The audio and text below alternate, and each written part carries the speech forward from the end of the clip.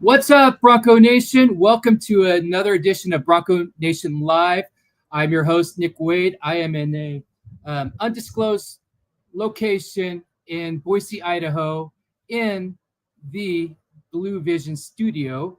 And I am, as always, on Bronco Nation Live, joined by my co-host, Sam Gillette. Sam Talk Sports. How's it going, Sam? And what's going on, man?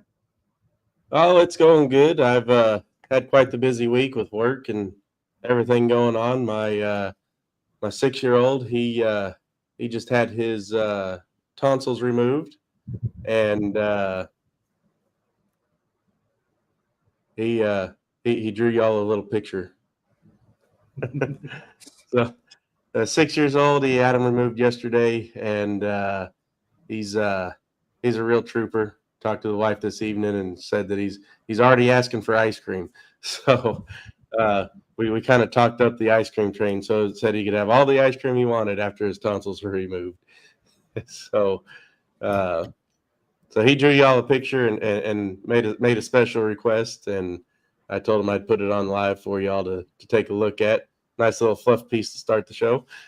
So Yeah, but yeah, I've been remember. doing. Go ahead, Dick.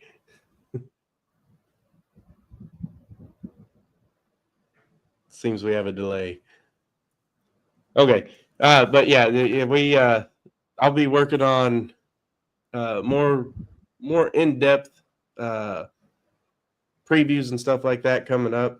I want to get a feel for the season first. I know a lot of people, they get knee jerk reactions to games and stuff, like no different than what the Boise State knee jerk reactions have been. But case in point being Ohio State and Texas, everyone's really down on Texas right now and really high on Ohio State. And my question to them is, if Texas is so bad and Ohio State only beat them by 7, then why is Ohio State being touted as the number one team in the country? Makes no sense at all. So I want to wait till I get my more in-depth previews out, where I can have a better educated guess on what people are going to do and how teams are going to play. First games of the season, you have first game jitters, you have all kinds of errors and penalties and miscommunications and stuff. Yeah, that should all be addressed during spring and fall ball, but anybody who's ever played knows that your practice is 100 times different than when them lights come on and the game starts playing, especially when you're in a different environment than what you're used to practicing in. So I'll give it another week, and then I'll put out my top 25 at the start of or after week 3. So at the start of week 4, I'll have my first top 25 out, and that'll be my more in-depth previews. So this show, we're just going to go over the teams that are in the Mountain West and the teams that we want to lose, so that Boise State kind of regains that group of 5 favorite position, because they're going to need a lot of help, including a Notre Dame win October 4th. So that's what I've been up to, Nick. Yep. Still got a lot of ball to go, but it's been, fast and furious this week with what went down last week, and we'll get into that as we go through. But just happy that Bronco Nation is watching with us today. Feel free to jump in the chat and make your comments or questions, and we'll post those live as we're going through this thing. This is, again, we have a small sample size, and any given Saturday, things can change, and that's why we're going to continue to roll through week by week and watch, some of these conferences cannibalize each other, and then especially in the G6 group, that's what we're hoping for. But if you're joining us in the platforms, chat works probably the best in YouTube, but if you're in the Facebook or anywhere else, just come as you are. We're glad you're here. Yep. Let's dive right into it. Friday night, obviously the Boise State game, but we're going to touch on them a little bit later on. We also have at 6 o'clock on ESPN2, James Madison. They're 1-0, and they'll be playing another undefeated in Louisville, who is also 1-0. This one's a little tougher to decide on who we want to root for, mainly because Louisville's right there in the ACC championship contention, albeit they're at the bottom of that contention level, but they're still right there. So a win over James Madison really helps us as well, or hurts us as well. But we definitely don't want James Madison to win because that will boost them up to USF levels after what they did to us last week. James Madison beat Weber State 45-10 last week, and Louisville beat Eastern Kentucky 51-17. So both of them had pretty easy games to warm up with. So going forward, their schedule gets exponentially more difficult, and we want Louisville to go ahead and knock the Dukes down a spot. You have anything? Louisville also is only a 14.5-point favorite as well, so that has a little cause for concern that James Madison actually has a chance for this one. Yeah. So like, the James Madisons, the Liberties, those always, those two are always where they're at. In their conferences, they always pose a threat. It seems like when it comes to earning that spot in the CFP. So I don't know. I think I would rather just see Louisville win that one. I don't know. You never know because there's a lot of ball to go, and things change as we saw last year with the way the equation works out. So I don't know. Early on, I'm going to root against the G6 schools that I feel like are a threat to Boise State. Yeah, and it's also going to be interesting to see how the new strength of schedule and strength of record formulas play into where these teams end up getting ranked. The G6 group that plays a weaker schedule but has one or two of the bigger games in it because they're not – to my understanding, they're adding more weight to bad losses and less weight to good losses. So you can play a tough team close, you may still be ranked high up there. So some of these guys, we probably want them to get blown out and not just play close and then lose. So it's going to be fun to see how that new formula plays out. Moving on, we've got at 6:30 on Friday night. These times are Central Time, by the way. So if you're saying 6:30, that's a little late. That's why it's Central Time. But we got Northern Illinois 1-0 at Maryland, who's also 1-0. Northern Illinois, they barely beat Holy Cross 19-17, but I believe they were probably looking ahead to Maryland. If I had to guess, Holy Cross is an okay FCS team, so that very well could be the case. But NIU does have a really big line, which is why they gave Notre Dame fits last year. And then Maryland beat Florida Atlantic 39-7. Not a whole lot to go off of there. I mean, it's FAU. Florida Atlantic's about as good as an FCS team. But Maryland's a 16.5-point favorite, and that game's going to be on the Big Ten Network. And we want them to go ahead and knock off Northern Illinois early so that they can't sneak up there and leapfrog us with another surprise win. Yep, I completely agree with that. So then we move on to Saturday, the other Florida school, except we want this Florida school to win, but they're probably not going to. This is actually the only top 25 team that's not super relevant to Boise that I'm previewing right now, mainly because Penn State beat Nevada last week 46-11. And so it just kind of gives a barometer for Boise State fans of how good or how bad it's going to be if we beat Nevada. Excuse me. So, but Florida Atlantic's 1-0, Penn State's 1-0, but Penn State's a 42.5-point favorite. And I don't see Penn State beating Florida Atlantic or Florida International as much as that would cause some kind of chaos. I just don't see it happening. But if you're up at 11 a.m. Central Time and have the Big Ten Network, you can pull over there and look and see what's up. You got any thoughts on that game? Yeah, I think Penn State would probably cover. Yeah, I think it's going to be fairly easy. Florida International beat Bethune-Cookman 42-9, and of course Penn State 46-11. Also at 11 o'clock on ABC, you got the San Jose State Spartans are 0-1 at Texas, who's also 0-1. And again, there's a lot of people out there that say Texas is trash this year. Arch Manning's not who we thought he was, blah, blah, blah, blah, blah. And if all of that is true for all the Ohio State fans out there touting that around, you better watch out for your own team if Texas is pretty trash, because you only beat them by 7. So I don't get the vitriol there. But San Jose State lost to Central Michigan 16-14, and Texas lost 14-7 to Ohio State. But Texas is a 36.5-point favorite for this game.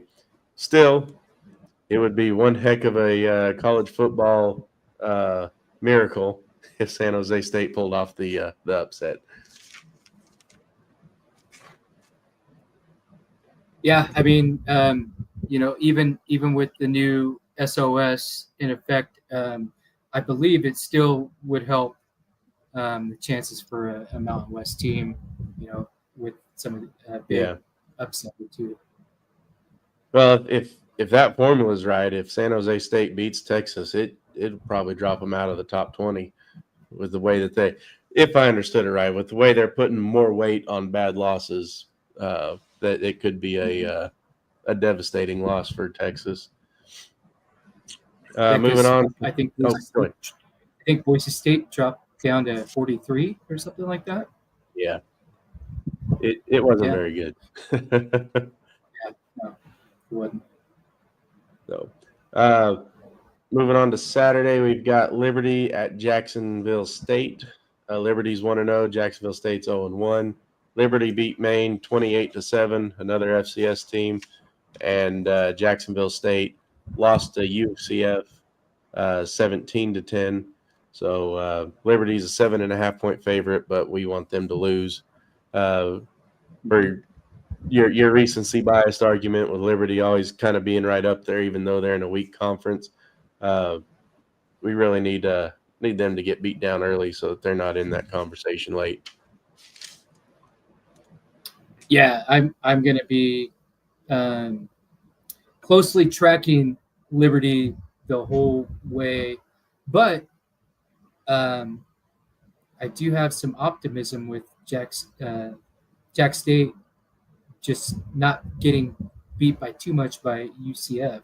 So yeah, I mean, maybe there's possibly a chance there, and I'm all for that. Yep. And I think Jacksonville State probably has the better team once they get moving and everything starts coming together and meshing up pretty good. I think they're actually the better team.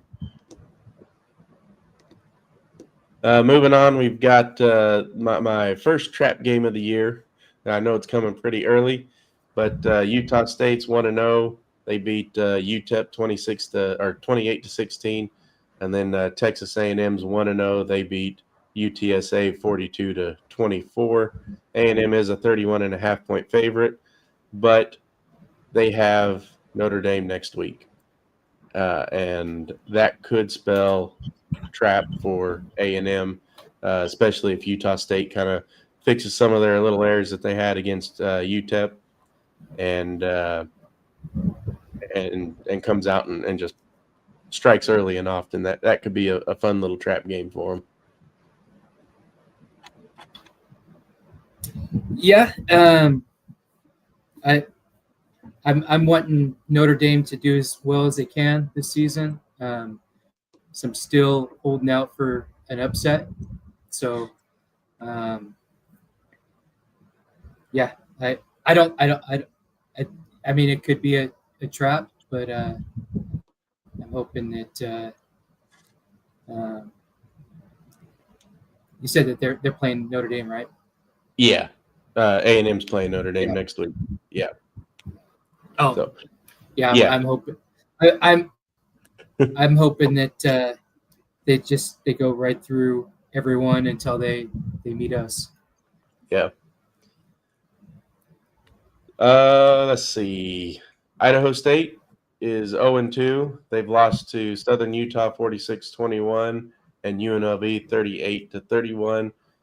I kind of was surprised at the Southern Utah score with how close they played UNLV, which gives me more concern for UNLV than it does for Idaho State. And then they play at New Mexico. New Mexico's 0-1, and they lost to Michigan 34-17. Seeing them put up 17 points on Michigan was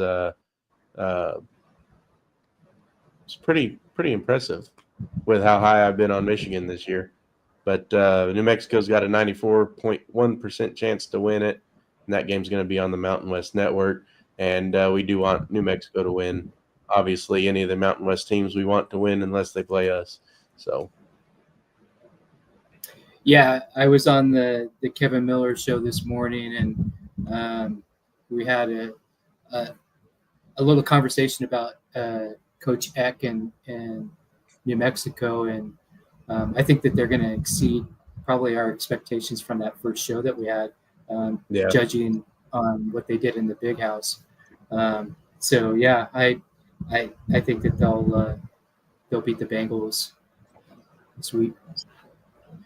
yeah, I couldn't find a line on them, so I don't have a line, but I'm fairly certain if there is one out there, they're probably a heavy favorite. Fresno State at 2:30 on the CW. They're 1-0. They're gonna play Oregon State, who's 0-1, and Oregon State's a 2.5-point favorite. Fresno lost to Kansas to open the season 31-7, and then turn around and beat Georgia Southern 42-14. And Oregon State really didn't show up for their game against Cal. They lost 34-15. So it's winnable for Fresno State. If they would have played last week, I would have told you that Fresno State didn't have a chance. But that with what Oregon State did did against Cal, or should I say, didn't do against Cal, I think Fresno's got a fighting chance for this one. Yeah, and we want Mountain West, even though it's still the Pac-2. We still want Mountain West to win those games, because you never know. I don't know how that works, I guess, with the two of them. And I think, what are they playing each other? The Washington State and Oregon are playing each other 4 times. They play each other twice. Or twice. That's okay. Yeah. Twice. So hopefully they'll take one each. Yeah. And because I guess the path to a Pac-2 championship's greater than what it would be to win a Mountain West, I guess. For the Group F6. Up next, we've got at 2:30 on Saturday, Lindenwood, another FCS school, is going to be playing App State, who we play next week. Yeah. Or do we have a bye next week? I'm getting my dates crossed. Anyway, we got App State coming up. And so an App State win here over Lindenwood, which is likely to happen. Lindenwood's not that great. Even for FCS standards. They lost 35-13 last week, and App State beat Charlotte 34-11. So I think it's going to be a beatdown, probably a really good tune-up game for App State for their matchup against us. I am pulling up the schedule to see where that bye is. I think it's, let's see. Can't remember if it's before or after. It's after it's after this week. So Okay. it'll be a bye, then Air Force, and then App. So Air- yeah, I'm rooting for App State uh, throughout the year, just so it helps out our strength Yeah. schedule. I'm even rooting for USF, except for I want them to um, not win their conference championship. Yeah. Um, so yeah, I'm gonna go for I'm rooting for App State. Plus, there's a former Bronco on there. Really like that kid, uh, Jackson Greer. He's a wide Yeah. receiver. Moving on to 3 o'clock on Saturday, you've got UNI as 1-0 versus a 1-0 Wyoming. Another FCS matchup. Wyoming is a favorite to win by 88.6%. I don't see a line for this one. UNI beat Butler 38-14, and Butler's been a recent powerhouse in FCS. I don't know so much lately, but I do know that they've been up there. And then Wyoming blanked Akron 10-0. This one actually might be a pretty evenly matched game. We definitely don't want Wyoming to lose it, but they're definitely susceptible. Uh, so we'll hope for a Wyoming win. Yep. And then the game that will really tell the tale of how bad week one really was. We have USF is going to go into Florida and play the Gators. Florida's ranked, excuse me, Florida's ranked 13 this year, or this week. They're also a 17.5-point favorite, and they've only given USF a 17.3% chance to win this game. But I think it's going to be a lot closer than what people think it was based off of what I've seen last year. Now, something that Boise State needs to start doing in seasons going forward and in the off seasons, they need to stop. In my opinion, I mean, coaches know what they're doing. I'm not bashing the coaches by any means, but in my opinion, they need to stop rating the G5 or G6's starting players like Sherrod and company and Washington, but they need to go after, like USF did, go after the P4 bench warmers and bring them in and make them G6 starters. And that's exactly what USF did. That's why they had the size. That's why they had the speed, and that's why they pretty much controlled everything but the first quarter last week. Because they have that P4 size and speed that they robbed off the benches, I think that gives them a fighting chance against Florida this week. I still think Florida's going to win, and I'm still going to be rooting for Florida, but I do think it's going to be a lot closer than what the spread says it's going to be. I could be wrong. It's been known to happen a time or two. I'm for a upset. Yep. Like I said, I'm rooting for USF, and then just hoping that when they get into conference play, that all those AAC um, teams just cannibalize each other. Yep. As a Boise State fan, we want USF to win, but I'm also a Florida fan, so personally, I'll be rooting for Florida, but make it a close loss for USF. Be one of them good losses that don't really hurt. Now, the only reason But we want USF I do like to win, the I reason do we like want your USF, angle about the. Go ahead. I was saying that the USF loss.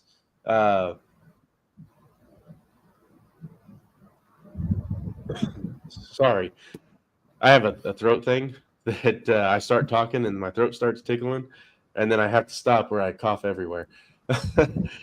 Gotta love allergies in South Texas. Anyway, a USF loss is good and bad for Boise State. It's good because it gives us back that G6. Uh, it gives us back that G6 favorability the more they lose. It's bad because the more they win, the less likely, or the more they lose, the less our strength of record and strength of schedule look. So it's kind of one of them catch-22s. We want them to win, but we want them to lose. Mm-hmm. What I was saying is, I get your angle about the going after some of the P4. I don't know, down in the depths roster. The only thing is for that costs some money, right? And so Yeah, that would really but for Boise State to do that, they'd really need us to like step our game up and help fundraising and yeah. Finding the money to do that, But if they're not making anything on the bench in the first place, then anything offered to them is better than what they're getting now. Yeah, you'd hope, but then you got to, the market's going to dictate. Like, and you can also market it as this. You can also market it as this. Be like, hey, we'll give you this much. You'll get to play, showcase your talents, and then they're going to give you a whole lot more to get you to come back. Yeah, and I think that's it. I think that's a good attraction that Boise State has, especially since the product that we have in the stadium it's a global brand with the the blue. So moving on to at 4:00 Saturday Central Time, we've got Sac State is 0-1 at Nevada, who's also 0-1. Nevada lost to Penn State 46-11. So and Sac State lost to San Diego State or South Dakota State 20-3. So both of them really lost to powerhouses in their own field, and it'll be interesting to see how they come together. I think Nevada's going to take this one just because they've got the better talent levels than what Sacramento State has. But I've seen Nevada do dumber things than lose to Sac State, so I'm not holding my breath. And Sac State is up and comer too. So I mean they're moving up in conferences too, and they're attracting better talent. So I mean they have a chance. Yep. And this one here, I threw in there kind of just to bring awareness. I don't think they're at the level that we need to be concerned about them yet, but I think that they can get there by the end of the year, and that's Southern Miss. Famously, they took Marshall's coach last year and transplanted him down to Southern Miss, and the entire rest of the Marshall team left, leaving nobody to play in their bowl game, and Louisiana Tech having to fill in for them. But they're playing at home against Jackson State. Jackson State is a HBCU college. They beat Hampton 28-14 last week, and Southern Miss lost to Mississippi State 34-17. Mississippi State not that great this year on paper, but they can be if it all comes together. But putting up 17 points with a new coach and a whole slew of new players coming in, Southern Miss may make some noise this year. Whether or not it reaches a level that makes them a CFP contender for the G6 is yet to be seen.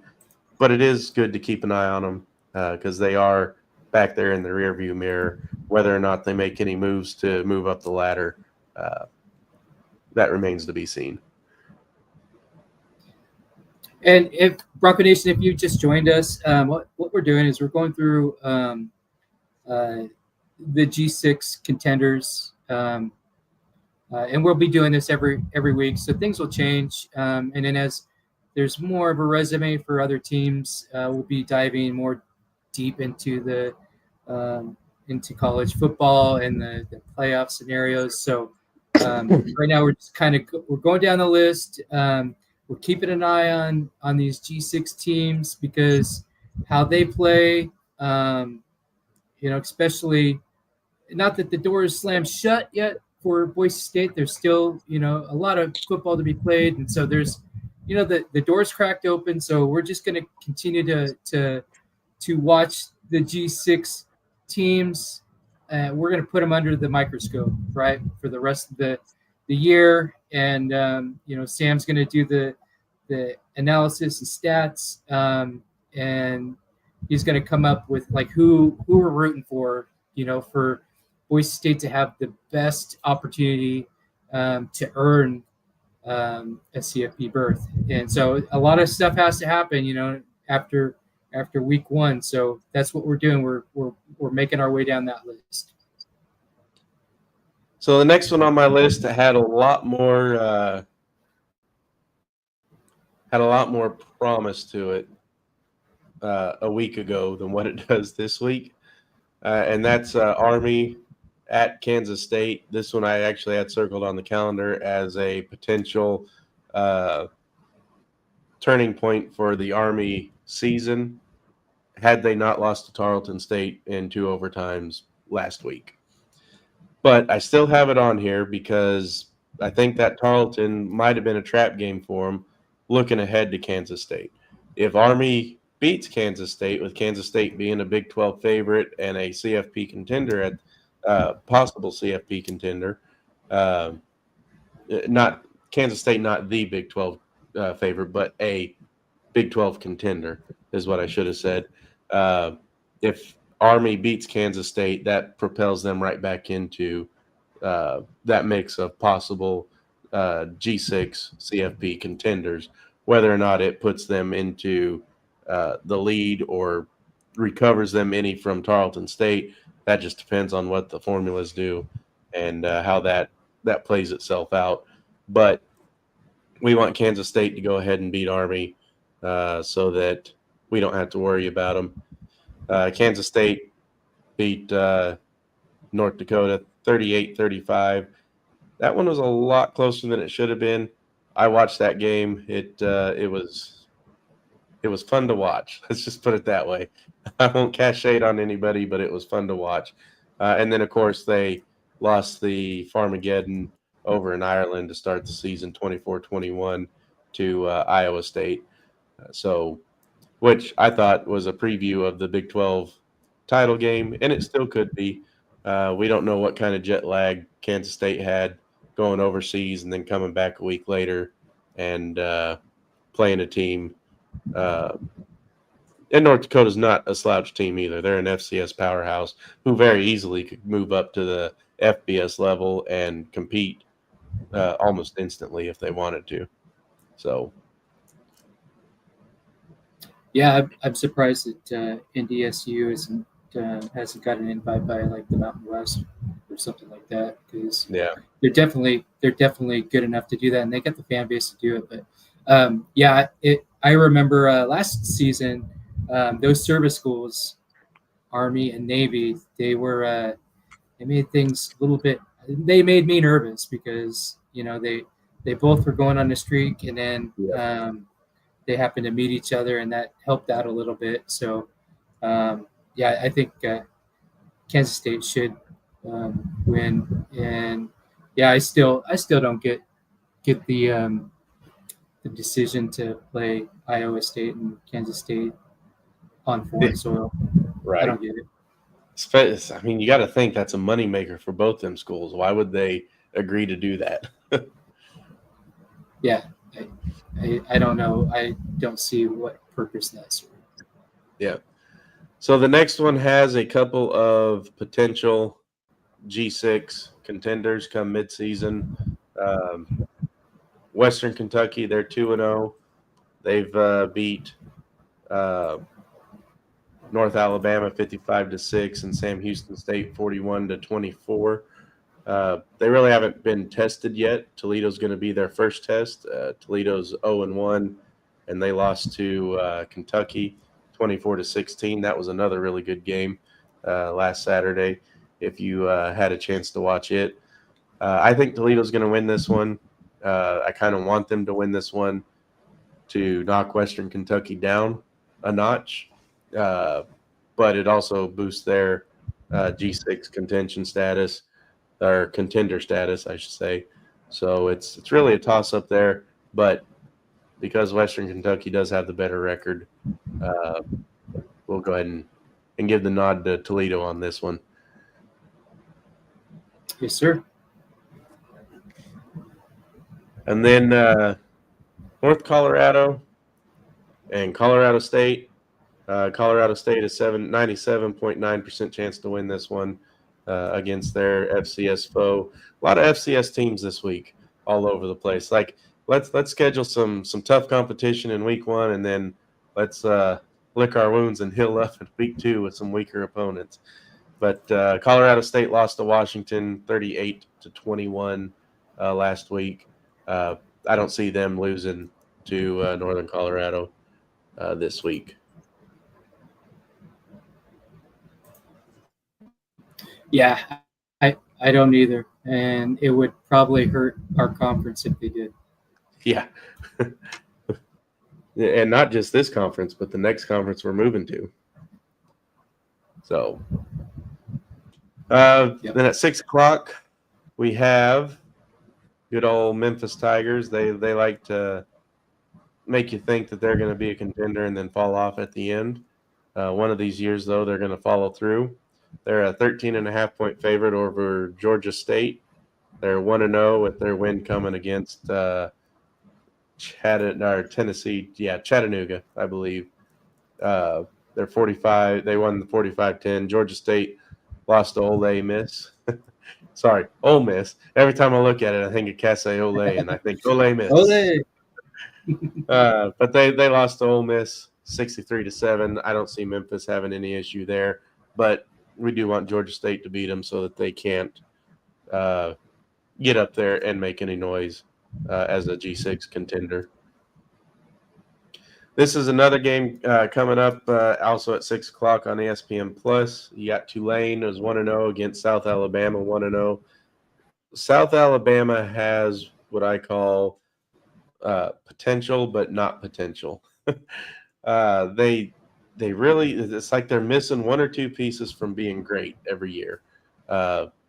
They can do it. They have the talent to do it if it all clicks at the same time. They have a tendency to one talent group clicking where another one doesn't, and it just kind of rotates throughout the year. But if South Alabama can put anything together, they could be a G6 contender. Tulane's always going to be a G6 contender as long as they keep going. Tulane has built themselves up a very decent NFL-style front line, and that's the reason why they are in contention every year. And they got some big boys on the line. But they beat Northwestern 23-3 last week. And then South Alabama, they didn't have as hard opponent with Morgan coming to town, but they beat them 38-21.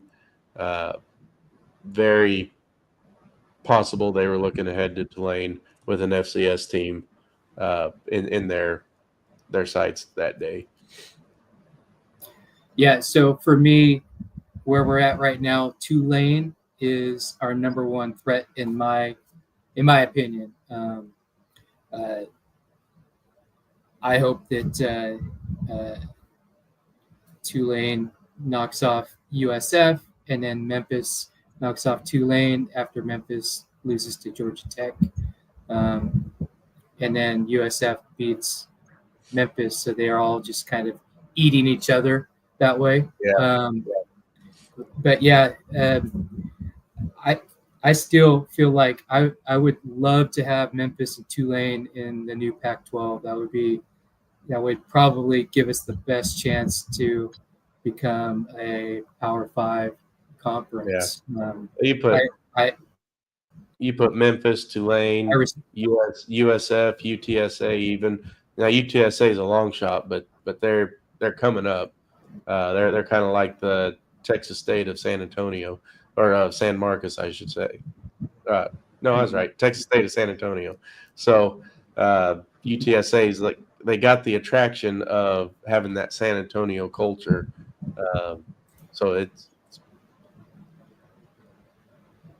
I like them to join as well. I mean, you can make there's a handful of teams left out there that you can put together and make a Power 5 conference with easy. Yeah, but yeah, I really respect both Memphis and Tulane just because of their body of work in the last, I don't know, 5 to 10 years. Yeah. And I think that they would be a great, at least those two would be a great addition to the new Pac-12. Yeah, I agree. But I want them to lose this year. So we got UCLA is 0-1. They're going to be playing the 2-0 UNLV Rebels at 7 o'clock on CBS Sportsnet. I'm leaving is going to be probably leaving Las Vegas without a win. UCLA lost to Utah 43-10, and they looked disjointed on offense, and it was ugly. Utah State beat Sam Houston State 38-21, and then Idaho State, obviously, to start the year, where many had reservation about UNLV after they only won 38-31. I'm seeing a pattern here. UNLV, when they score 38 points, they are undefeated. So, dang, you're good, man. So, but I think they have a chance to win, a very good chance to win. Like I said, UCLA just looked out of it. They looked discombobulated. I don't think that I'm a Levier or ever since I started calling him I'm a leaving, I can't get that out of my head. So I just don't think affect everyone else, man. Yeah, I don't think he's everything that everyone thought he was going to be, and he's showing it at UCLA. He had all the talent around him at Tennessee that he doesn't have with him at UCLA. Yeah, is that going to be? Is that in LA or is that in? Yeah, it's in Vegas. Vegas. Yeah. Oh, I don't think it matters. Yeah. San Diego State, they play at 9:15 on the CW. Bronco Nation needs to, if you don't have the CW, you need to figure out how you can get it because that's part of the TV deal for the Pac-12. Whether or not a lot of our games gets put on the CW over Peacock, NBC, that'll be remains to be seen. But the CW is where this San Diego State Washington State game's at. Both teams are 1-0. Washington State's a 1.5 point favorite. San Diego State beat the mess out of Stony Brook 42-0 to open their season, and Washington State decided to let Idaho hang around and beat them 13-10. Idaho's not a pushover as of late either. They've been pretty good at the FCS level, making playoff runs and all that. So it could be a tough game for Washington State. They lost Mateer to Oklahoma, who's thriving with him, granted, against another FCS opponent, but still doing a whole lot better offensively than they did pretty much all of last year. So I like San Diego State to go ahead and beat Washington State in that one. I'm rooting for San Diego State, just because of what I referenced with the, I don't know how that Pac-2 is going to work out, and either one of those teams, Oregon State or Washington, decide that they're going to have a one-loss season. I think that path for them to get into the CFP over us is a lot better than ours. So. Right. Sam Houston's 0-2. They're going to be playing Hawaii, who's 1-1. Hawaii is a 6.5 point favorite. Sam Houston lost to UNLV last week, 38-21, and then lost their opening week, 41-24 to Western Kentucky. Hawaii, they've beat Stanford, 23-20, and then went into Arizona. I really had high hopes for them there, but their quarterback went down. I was afraid that was going to happen too. He wasn't 100%, and I knew that he had to be in order to beat Arizona, and they ended up losing 40-6 there. Alejado. Just going to call him Jalapeno. So it's I wonder how. I haven't heard anything against with his injury. I don't think Hawaii said how long he's going to be out yet, if he's going to be out long. I don't know if it's a sprain, a high ankle sprain, or if they just didn't let him go back in because the game was out of reach at that point whenever they pulled him. I haven't heard anything on that, but we'll know if you stay up and catch the nightcap, Hawaii and Sam Houston State. Go Hawaii. Yeah. My game of the week that's not Boise State, well, I got to scroll to it, is the only top 25 matchup of the week, and that is number 15 Michigan against number 18 Oklahoma. This is really where we're going to tell the tale which one of these teams is going to be a noisemaker this year. Both of them are kind of on that. We had a down year last year. What are we going to do about it this year? Both of them are on that bubble. And right now, OU is a 5.5-point favorite. Again, they have Mateer, who came over from Washington State. He's thrown 3 touchdowns and only 1 interception this year so far. So it's going to be interesting to see what he does with OU and if he can continue his success against Michigan. Michigan, obviously, we talked about it earlier, beat New Mexico 34-17, and then OU had their cupcake in Illinois State, beat them 35-3. So we will see. The first test for both teams is Saturday night, 6:30 Central Time on ABC, and that is my game of the week. That's not Boise State. And I think I had an all CFB go into my DMs on IG, and I made a pick. Did you?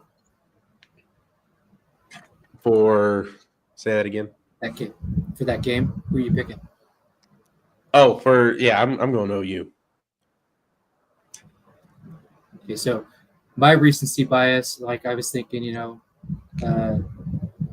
last year, but the year before, Michigan won the national championship. So I chose Michigan just because, and both of them, it was hard for me to decide. One's 15, one's 18. You don't know, right. we don't know who the better team is until they play. But it's like NFL and game one. If you're gonna bet, it's basically a coin flip. Yeah. On some of these. Yeah, I like Venables as a coach. He's a product of that Dabo and Clemson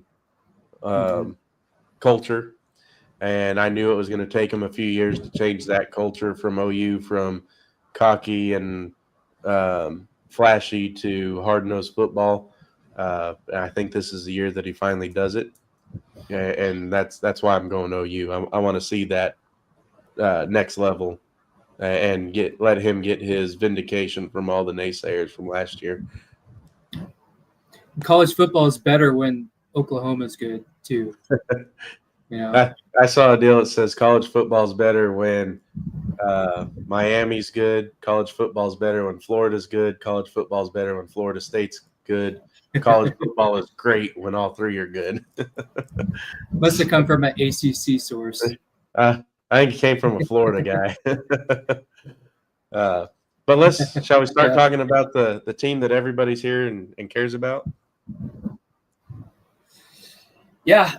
So Bronco Nation, we've run down many of the G6 teams that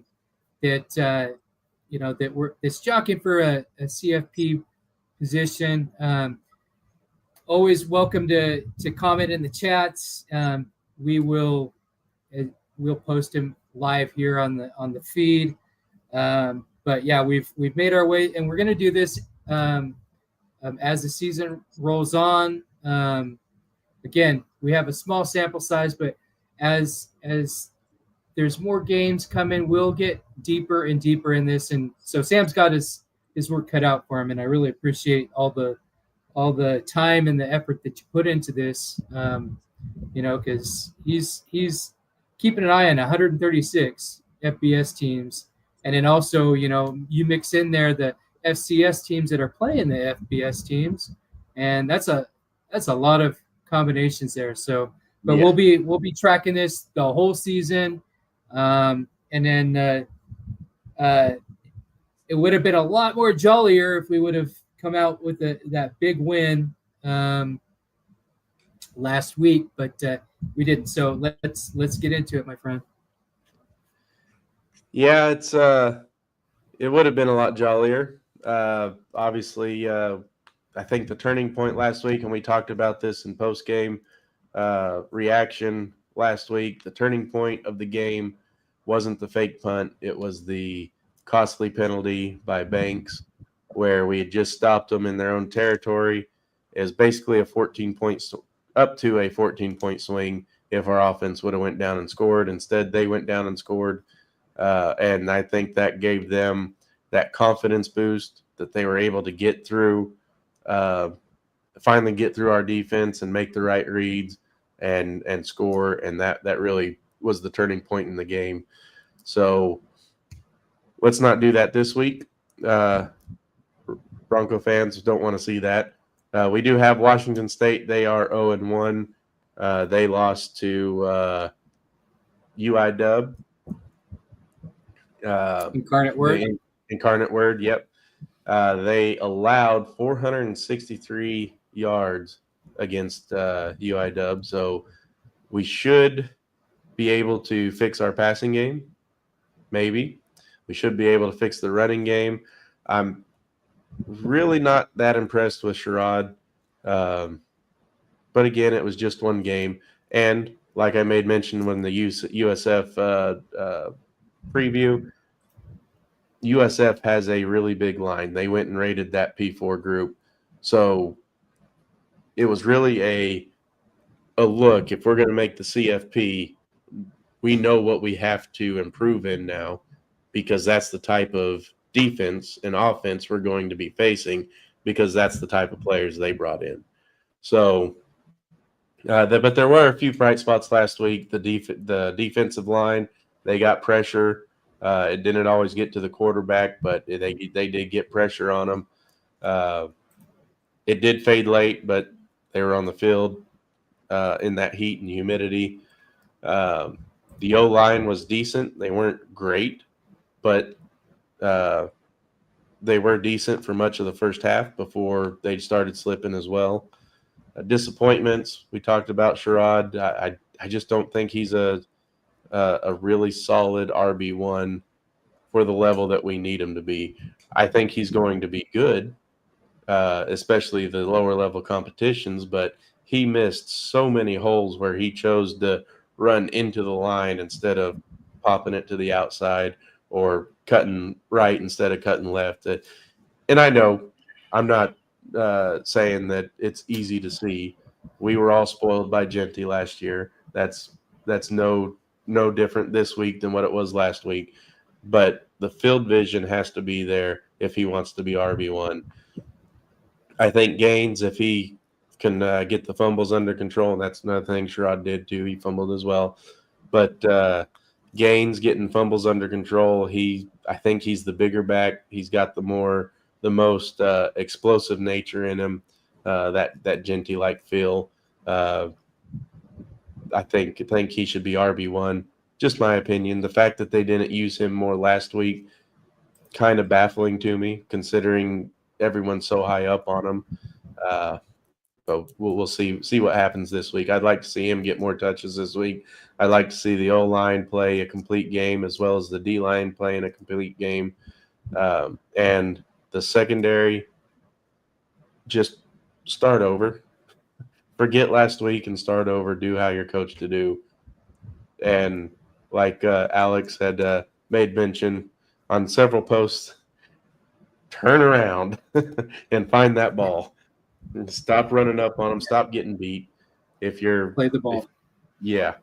If you can't stay up with your guy, give him more cushion. I don't know, but the secondary is more of the same as what it's been, and I was really high up on them preseason. I really thought they were going to be great, and they need to fix some things, and hopefully this Eastern Washington game will allow them the opportunity to do that. Boise State is a 29-point favorite in this one, so anything less than that is going to be a loss for any of the people watching the game, for anybody saying, was USF just a fluke? Was it first game jitters, going down in the humidity? If Boise State doesn't win by more than 29 points, there's not going to be a whole lot of people that are high on them that matter in voting and in the CFP. So we really need to focus on spreads now if we want to get back into the CFP contention talks. We need to focus on beating the spread handedly and beating everybody and winning the Mountain West Conference. And everybody includes Notre Dame. If we lay another goose egg against Notre Dame that we laid against USF, our ceiling will be Mountain West Conference championship only. There will not be anything more than that because we've already proven twice we can't beat the better opponents. Yeah, and I just want to dip back into last game too. I completely agree. I was saying before the season, my view is I thought that Dylan Riley should at least be considered for RB1, just mainly because of the durability.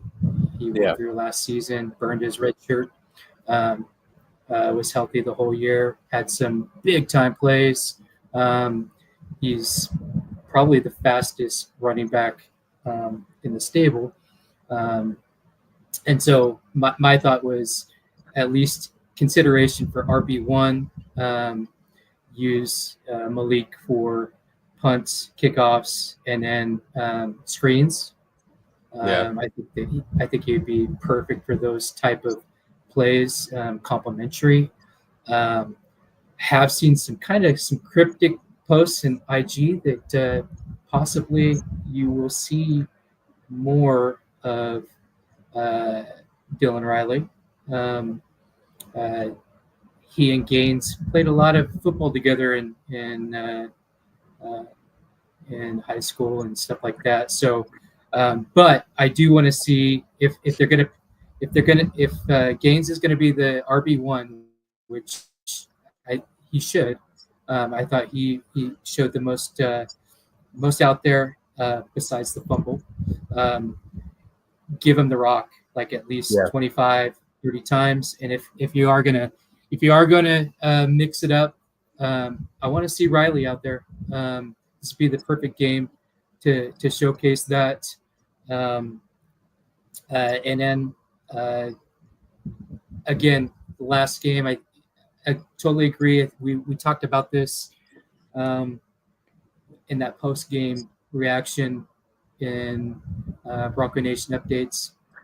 That the pivotal moment was that lack of emotional intelligence and causing such a bad timing for a personal foul, and that swung the game. Like you said, it swung it to a 2-score game, and then at that point in time, that's what really affected the running game because we're playing catch up.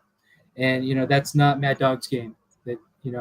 Mad Dog's game is a balanced attack, setting things up which was what I'm hoping for the rest of the season, is establish a strong running game with Gaines and or Riley, and then so that that'll open up the RPO play action for Mad Dog to a louder connection would be probably that'd be ideal, because that combination and the right time is unstoppable. So and then also it'll open up stuff so that we can actually see what we have at the receiving core. I do think that Trell did pretty good this game. Yeah. Considering he did start getting double teamed, but like you, really the highlight of the game was, and I wrote about this before the first game, is I wanted to see an early gel with the front seven, and we saw that. JVM had an awesome game. He's really going to be. He's establishing himself. He's going to be, if he continues the performance that he did just from what he did in week one, he's going to put himself in a good opportunity to get drafted. And then also Braxton Feely, he ended up with 1.5 sacks, and he'll do the same thing if he continues that performance. He's going to earn some draft talk as well. And then just as the whole group and right in the center there with David Latu, Deion Washington, Sanusi Lopez, and Matt Stieg. I think that and then you got Keanu Miloto.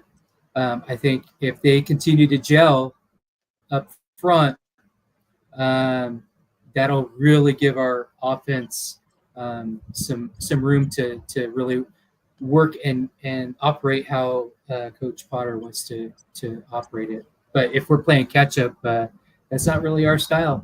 And so this upcoming game against Eastern Washington will be a get right game.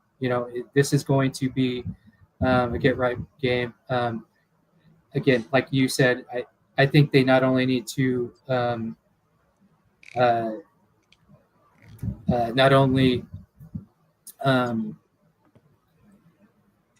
cover the spread. I think if they can cover the spread and then some, like a 40-point margin, then we know, all right, there were some mental mistakes in game one, maybe some humidity, things. It's just one of those, they laid an egg. And so I'm hoping for, at least cover the spread. If they just cover the spread, I'm still a little bit concerned, right? Yeah. If they need to exceed expectations.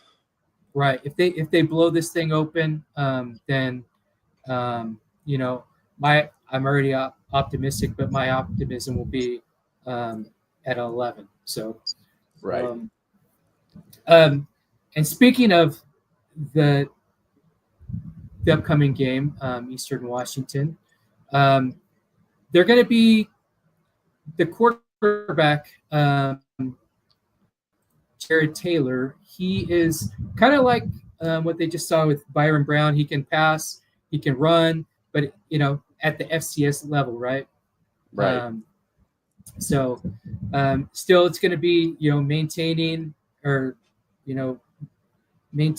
that pocket presence, keeping him in the pocket, not getting beat with his legs, and let him beat you in the air. And then in that case, really want to see our coverage improve a lot, right? Yeah. Not make those mental mistakes, and maybe even possibly getting in some of that depth at the for the defensive backs, and see what we got, right? So, and then just create some some competition so that we're getting them, we're getting that group's A game. Yep, I agree. My last point of the night is there's a lot of people out there who really lost all of the Maddox love that he was able to build and build that trust on, getting us into the CFP, and the way that he was able to perform in the CFP even with the loss. That really turned a lot of people onto him, thinking that he would improve and get better this year. And I know there's a lot of people out there that are saying that they just lost everything, that all the respect that they had for him, everything that they said at the end of last year and the beginning of this year, reverting back to how it was at the beginning of last year. And to those people, I say, it's one game. See how the kid bounces back. Yes, it's Eastern Washington. Then we have Air Force. Then we have a break. Then we have Appalachian State and Notre Dame. Save your judgment until after the Notre Dame game. Keep supporting the kid. Keep supporting the team. And let's lay back on the negative aspects of it, as far as bashing a certain group or a certain skill position, or the coaches or anything. Let's see how they rebound. Let's see how they build. Let's see how they finish Notre Dame, and then cast your judgment. But I would like to say that even your judgment will most likely fall on deaf ears to the people that run the program. They know what they've got. They know what they have to do. Sometimes it works. Sometimes it doesn't. Sometimes you just got to start over and figure something else out. Yeah, and I had this discussion on the Kevin Miller show this morning about this very thing. He asked the question on the perception of Bronco Nation on Mad Dog, and the fact is, Mad Dog is 13-3 as a starter. Yeah, he's got a great winning percentage. He's a winner. He's proven that. He proved it last year. I'm sure that he knows more than anybody else, that he can do better. And many of the players know that. So yeah. I fully believe that this last week they put in the time and the effort to shrink that gap where it was and improve, so that they can get the monkey off their back, and then it just starts with one game for them, and it's right. And today, and it's going to be Friday. Tomorrow is when they take that proverbial first step. Yep. We'll say that tomorrow kickoff is at 7:00 at Albertson Stadium. It is a blue and orange stripe out game. I wore my orange today because tomorrow my section I'm blue. They are wearing wearing the orange lids with the gold, or with the chrome grill, and the blue jersey and orange pants. Basically what they wore a couple years ago in the LA Bowl, I believe, against UCLA.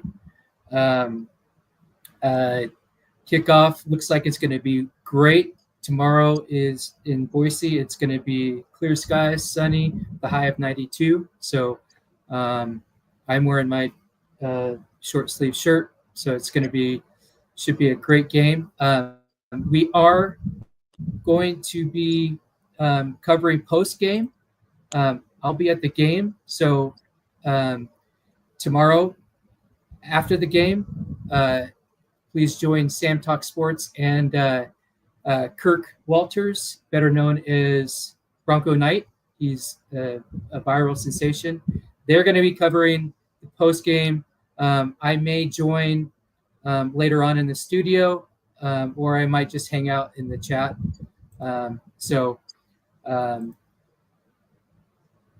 We're gonna be trying to do post game shows from here on out, and that just depends on schedules too, and coverage and Wi-Fi. Yeah. But also, if you're not on Facebook or YouTube or anything, invite you to go to our website. We have message boards there.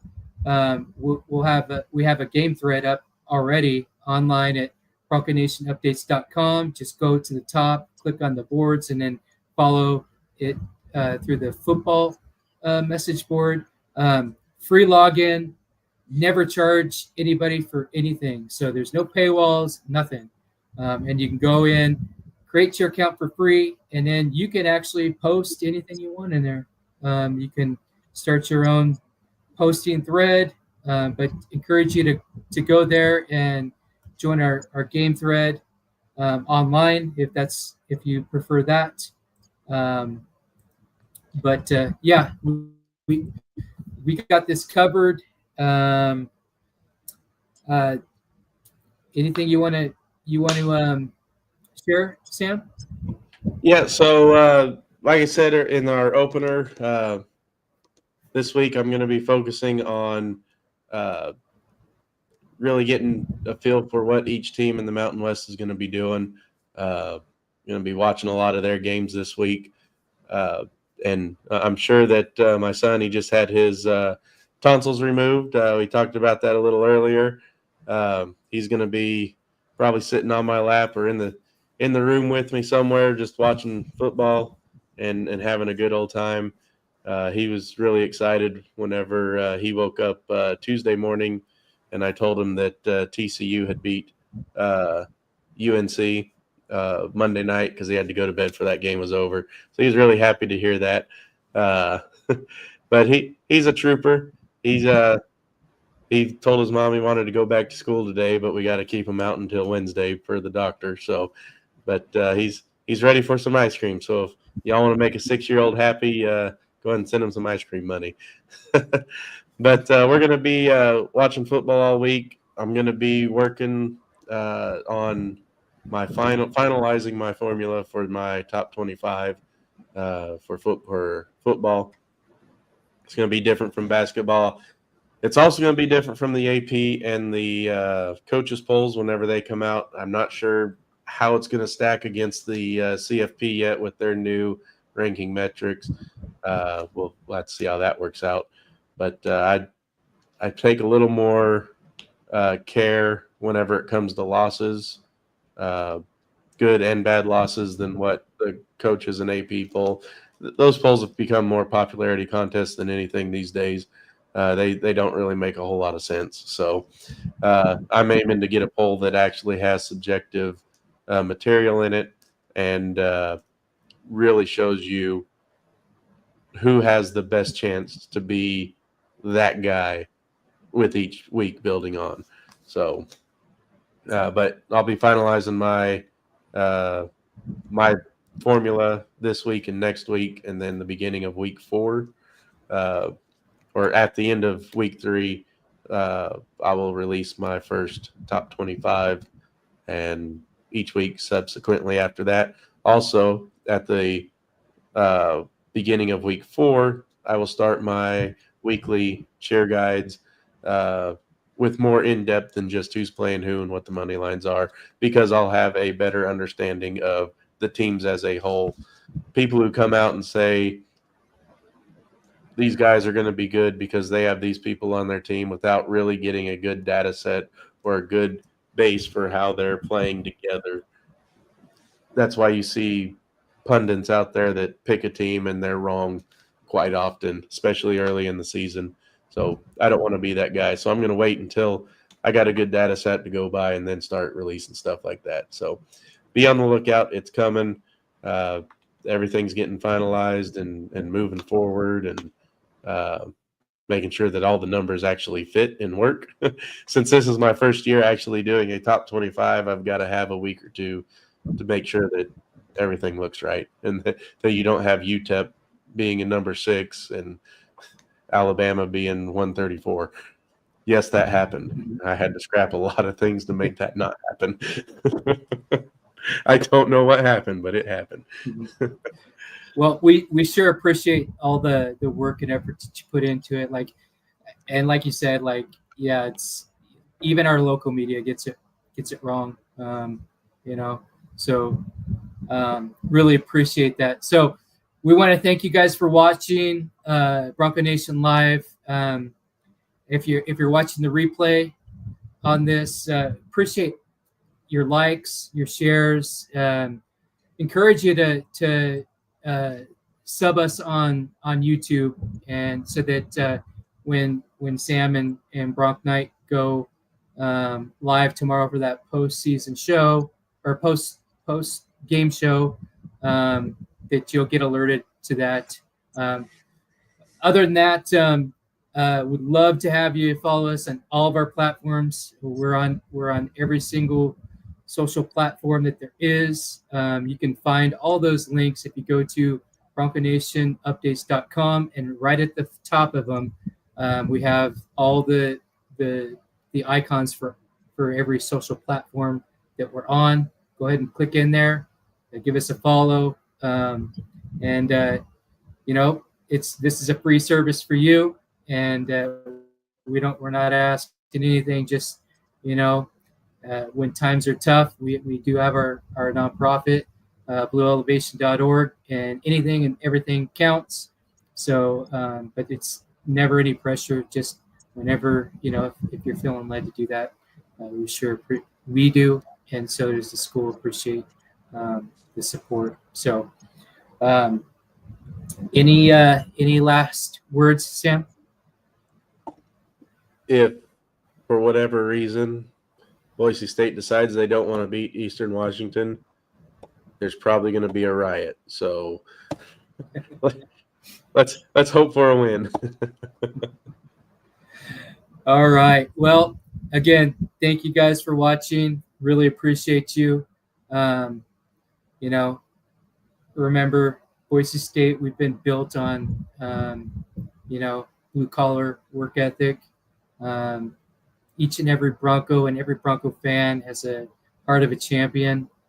So as fans, I always ask everybody to raise your fandom to that championship caliber, just as our teams are, and support them by being loud at all the games. And also, if you can chip off anything to help support these programs, it's very appreciative, and we've made it really easy for you to crowdsource with us through our nonprofit. But until next time, keep bleeding blue. Go Broncos. Go Broncos.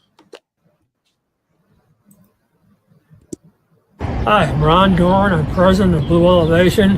A lot of you have probably heard of it in other sites like Bronco Nation Updates, and I just want to talk a little bit about Boise State football and what we're trying to do to help move the team forward. It's a lot of fun to work with them, but as you know, with the upheaval in college football and the NIL money, we're always needing more, and we're trying to do that by giving more news to you than you can get in other sources, and events that you might be able to attend. And we would just love to see your support, additional support for Boise State, so we can take this to the next level, especially moving into the Pac-12.